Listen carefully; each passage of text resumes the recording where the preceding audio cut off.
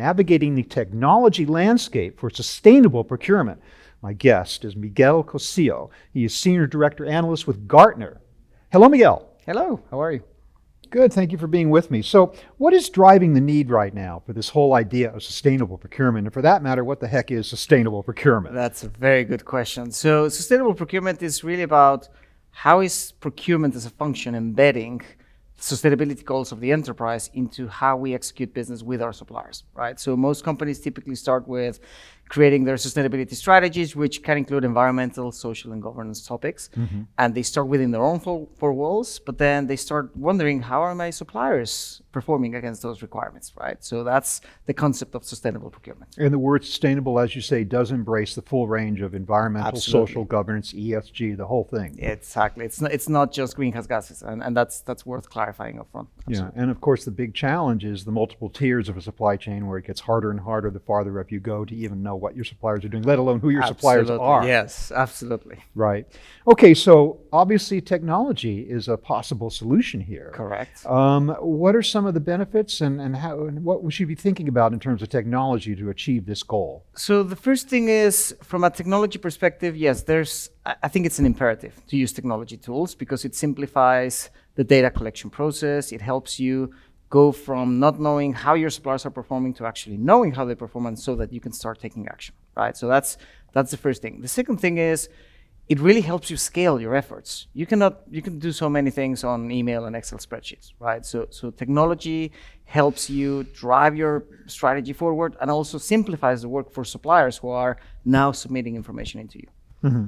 Okay, so how do you even approach the subject, though, of all the different tools that are available? How do you make that evaluation, narrow it down, and figure out what's best for you? Yeah, I think right now the big challenge that everybody has is everybody's trying to get into the sustainability topic, right? So even platforms that are not a sustainability platform, they're trying to position themselves as such, mm-hmm. right? So the real thing is you're going to have a couple of different options. So either using tools that you currently have they're developing some sustainability functionality, right? So that could be an option. Or if you're really serious, if you have a very highly ambitious strategy, you will have to get access to like pure play sustainability platforms. Now, when you're thinking about the landscape, it's very confusing because some tools are gonna enable you to collect data from suppliers, right, using self-assessments. Other tools are just data sources, right? You don't have to ask suppliers for anything, but you can assess the risk. Obviously, it's going to be at a more shallow level, right? Mm-hmm. So you're not getting that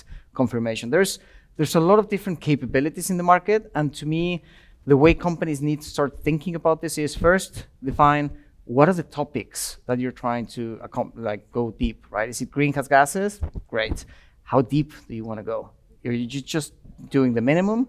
Or do you want to go really deep? Then you might need a specialty application that just focuses on greenhouse gases. Mm-hmm. Companies might be incentivized to do more than just the minimum if it means brand reputation. Absolutely. Something like that. Absolutely. And to me, one of the key things that every company should understand is, first of all, there's no one single solution that can do it all, right? Yeah. Like people should stop searching for that because it doesn't exist and it will not exist. Right? That's the reality. And secondly, most likely you will need multiple solutions. Right? Maybe one solution to go really broad across multiple ESG topics, and then some specialty solutions to go really deep on specific topics. So you were talking about collecting information and data from suppliers, Correct. But is it not also a case of collecting data about suppliers? It's not all about self-reporting. You've got to get a whole universe of information that they Absolutely. may or may not be providing you. So that got to be rolled into the consideration too. Absolutely. The real challenge there is some companies might want to take the easy way out and say, well, we're going to use tools that can tell us data about the supplier without asking suppliers for any data, right? Mm-hmm. So that can point to certain false positives, right, or false negatives, right? So you do need to make a combination of information that's available about the supplier, but also collecting data from suppliers, because let's face it, you can have a supplier that's maybe in the US, right, and they have great credentials externally, but when you go deep, when you ask them for specific things that they have in place, maybe they don't have what they should be having in place, right? Mm-hmm. So I think you do need a combination of approaches. So I guess we can assume it, can we, that the responsibility for knowing what's going on the way up the tiers rest with the OEM or the retailer or the brand. You can't depend on like your tier 1 supplier to give you information about tier 2 or tier 3, can you? Or How do you do this? No, you can't. So the reality is most companies are thinking right now when it comes down to sustainability about their tier one suppliers, right? Because in most cases, they don't know who their tier two suppliers are and so forth and so on, right?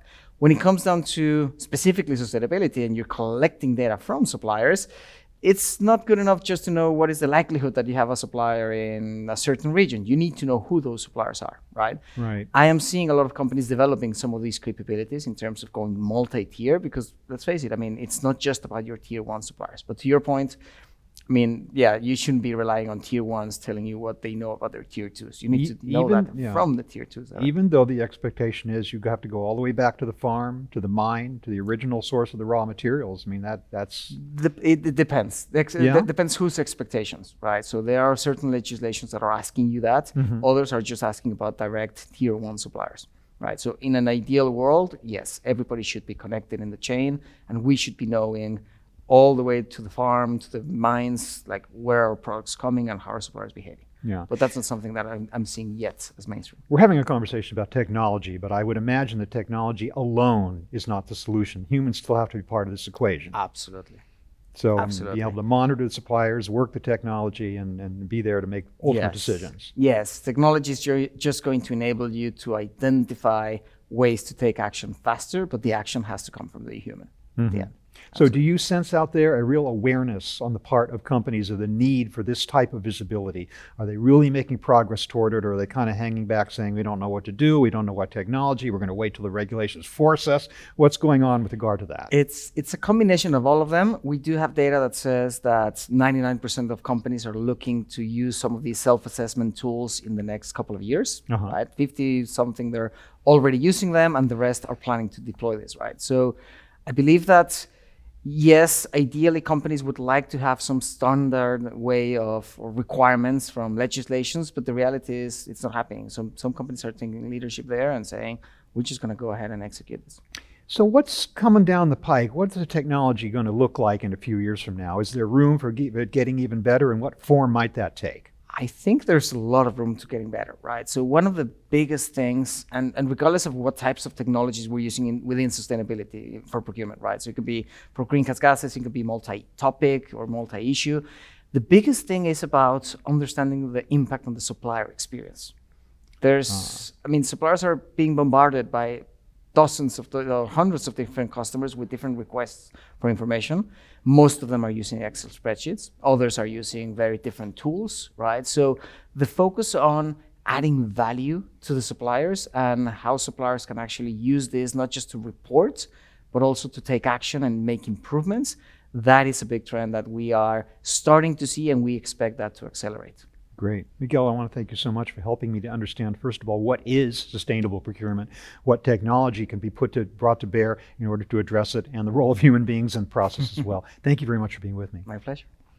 I've been speaking with Miguel Cossio of Gartner. Thank you very much for watching.